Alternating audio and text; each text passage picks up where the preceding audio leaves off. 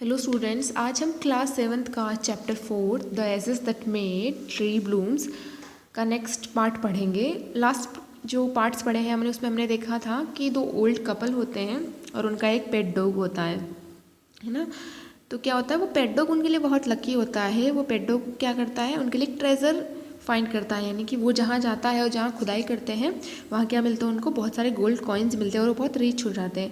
जब उनके नेबर को ये बात पता चलती है, जो कि ग्रीडी होते हैं, बहुत लालची होते हैं, जब उनको ये बात पता चलती है तो वो उस डॉग को बहला फुसलाकर अपने साथ ले जाते हैं और सोचते हैं कि हम इसे अच्छा खाना देंगे, अच्छा ट्रीट करेंगे तो क्या करेगा, ये हमें भी ट्रेजर के पास ले जाएगा, यानी हमें भी कुछ खजाने के पास ले जाएगा। लेकिन ऐसा नहीं होता है और गुस्से में आके वो जो ग्रीडी कपल होते हैं वो उस डॉग को मार देते हैं। और इसका इन जो गुड कपल होते हैं, अच्छे कपल होते हैं, काइंड कपल होते हैं, उनको बहुत दुख होता है। और नेक्स्ट डे क्या होता है, इस ओल्ड मैन के ड्रीम में वो डॉग आता है और बोलता है कि जहाँ मुझे मेरी जो ग्रेव बनी हुई, मेरी जो कब्र बनी हुई, उसके पास जो पाइन ट्री है उसको आप काट दो और उससे क्या बना लो, एक मील बना लो और एक मोटर बना लो, यानी कि एक बाउल जैसा ओखली बना लो और उसमें आप मेरे लिए पेस्ट्री वगैरह बनाना, अपने पेस्ट्री वगैरह बनाने के लिए, बीन सॉस बनाने के लिए यूज़ करना उसको।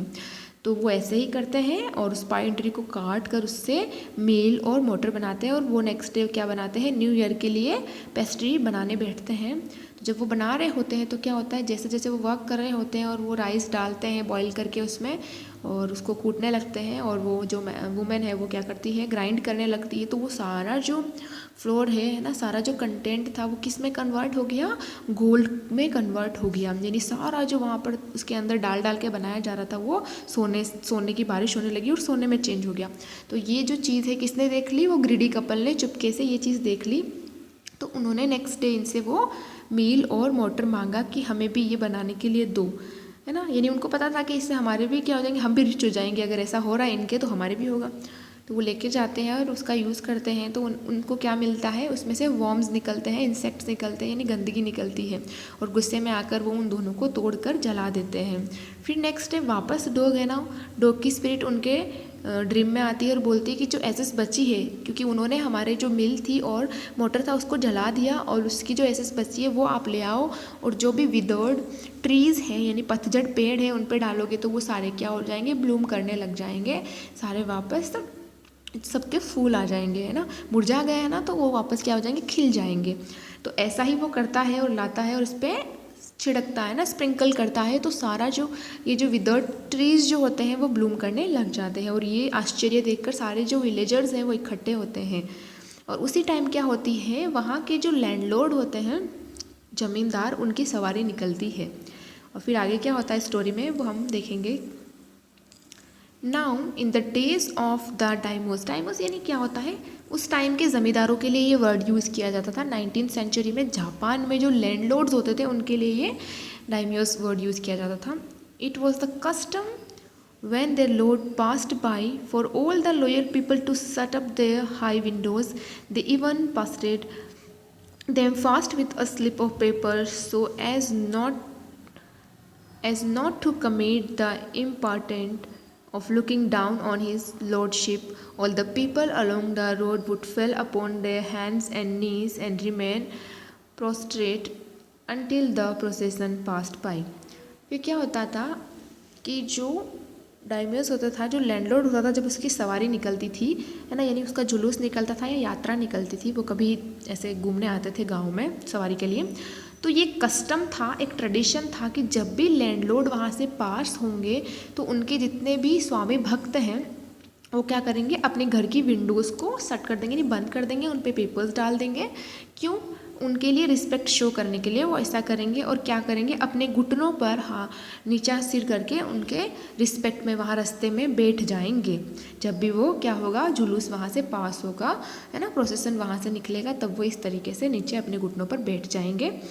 पोस्ट्रेट यानी होता है lying on the ground face downwards, है ना, नीचे घुटनों पर बैठ के, हाथ घुटनों पर रख के ऐसे नीचे सिर करके बैठ जाते हैं उनके रिस्पेक्ट में। तो ये वहाँ का एक ट्रेडिशन था या कस्टम था वहाँ पर। The train Drew near, one toll competent ये नहीं होता अधिकारी, है ना, one toll competent man marched ahead crying out the people by the way, get down on the knees, get down on the knees. and everyone knelt down while the procession was passing. फिर क्या होता है, क्योंकि वो एक train में आएंगे, अपनी गाड़ी में आएंगे, राजा जैसे कि अब लैंडलॉर्ड होते थे तो वो राजा जैसे ही रहते थे ना, तो उस तरीके से वो अपनी गाड़ी में आएंगे।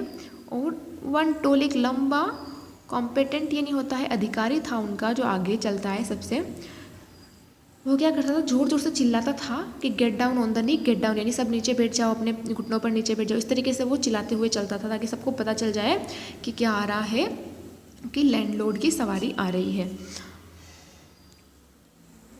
Suddenly the leader of the van caught sight of the aged man up in the tree.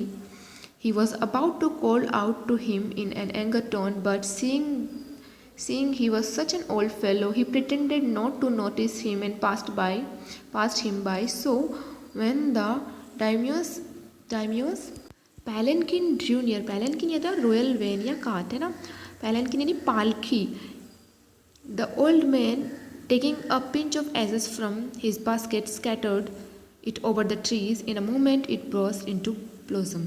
फिर क्या होता है, suddenly the leader of the van, जो वैन चला रहा था, जो गाड़ी चला रहा था, caught a sight, caught sight यानी उसने क्या देखा, एक ओल्ड एज मैन किस पे है, पेड़ पे चढ़ा हुआ है। यानी सब तो घुटने पर बैठे हैं, लेकिन एक जो बूढ़ा व्यक्ति है वो क्या है, एक ओल्ड मैन क्या है, ट्री पे चढ़ा हुआ है। He was about to call him, यानी वो जो आदमी था वैन में, वो उसे बुलाने ही वाला था विद अ एंगर टोन, यानी चिल्ला करके उस पर, क्योंकि ऐसा नहीं करते हैं। But seeing he was such an old fellow, लेकिन उसने देखा कि वो बहुत ही बेचारे ओल्ड हैं, बहुत ही बूढ़े हैं। He pretended not to notice him and passed him by, यानी कि उसने सोचा कि चलो इसको नोटिस ही ना करें, इनकी तरफ नहीं देखें, इनको नीचे ना बुलाए और हम यहाँ से निकल जाते हैं। नहीं, राजा को पता ही नहीं चलने देना, लैंडलॉर्ड को पता ही नहीं चलने दे।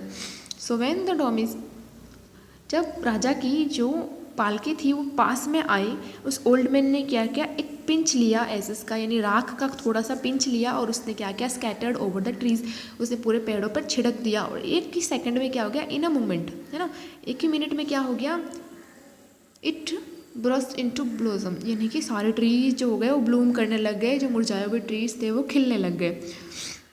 The delighted daimyo order the train to be stopped and got out to see the wonder. तभी जो लैंडलॉर्ड था उसने, वो खुश होकर उसने अपनी ट्रेन रोकी और वो नीचे उतरे इस वंडर को देखने के लिए, आश्चर्य को देखने के लिए। Calling the old man to him, उसने उस ओल्ड मैन को अपने पास बुलाया। He thanked him and ordered present of silk robes, sponge cake, fans and other reward to be given him. He even invited him to his castle. फिर क्या हुआ, इस चीज़ को देखे वो बहुत खुश हुआ, उस आदमी को बुलाया, उसको थैंक यू बोला, है ना, एंड उसको क्या दिया, ordered present of silk robe, silk robe यानी होता है सिल्क के बने हुए पोशाक के कपड़े दिए उनको गिफ्ट में, स्पंज केक दिया उनको, फैन दिया उनको, और बहुत सारे रिवॉर्ड्स दिए ना, इनाम दिए उनको। और उन्होंने उनको कहाँ इनवाइट किया, उनके कास्टल यानी जो फोर्ट होगा, रहने का निवास होगा जहाँ वो रहते होंगे, वहाँ पर उनको इन्वाइट भी किया, यानी वो इसको देखकर बहुत खुश हुआ। So the old man went gleefully home to share his joy with his dear old wife. और जो ओल्ड मैन है ग्लीफुली यानी हैप्पीली अपने घर गया, अपनी खुशी को किसके साथ शेयर करने के लिए, अपनी जो वाइफ थी, उसकी जो ओल्ड वाइफ थी उसके साथ शेयर करने के लिए वो घर गया, है ना। नेक्स्ट क्या होता है, but when the greedy neighbours heard of it, जब इसके बारे में उन ग्रीडी नेबर्स को बात पता चलती है कि उसने, ओल्ड मैन ने ना पेड़ पे चढ़ के क्या किया है, एजेस को छिड़का है, और उससे राजा खुश हो गए हैं और उनको इतना सारा रिवॉर्ड दिया, इनाम दिया। तो वो क्या करते हैं, he took some of the magic ashes and went out on the highway, उसने भी कुछ लिए, राख ली, और वो कहाँ चला गया, हाईवे पे चला गया। There he waited until the daimyo's train came along and instead of kneeling down like the crowd he climbed a withered cherry tree, है ना। फिर उसने वेट किया कि कब लैंडलॉर्ड की ट्रेन यहाँ पर आए, और उसने क्या किया, नीज पे बैठा, इंस्टेंट ऑफ नीलिंग डाउन यानी नील पे बैठा तो नहीं, नीचे है ना, घुटनों पर बैठा तो नहीं, जैसा कि सारी क्राउड कर रही थी, वो कहाँ चढ़ गया, एक विदर्ड चेरी ट्री पे चढ़ गया, यानी कि विदर्ड यानी मैंने आपको बताया है पूरा मुरझाया हुआ पतझड़ जो ट्री था चेरी का, उस पर चढ़ गया। When the daimyo himself was almost directly under him, यानी जैसे वो उस पेड़ के नीचे आने लगे, he threw a handful of ashes over the tree, उसने भी कुछ क्या किया, राख को उस ट्री पे छिड़काव किया। Which did not change a particle, जिससे कि कुछ भी चेंज नहीं हुआ। The wind blew the fine dust in the noses and eyes of the daimyo and his wife. और उससे क्या हुआ उल्टा कि जो हवा चल रही थी उससे वो जो सारी डस्ट थी, डस्ट पार्टिकल्स थे उसके नाक, राजा के वाइफ और राजा लैंडलॉर्ड और उसकी वाइफ के क्या चले गए, नोज़ में और आइज़ में चले गए।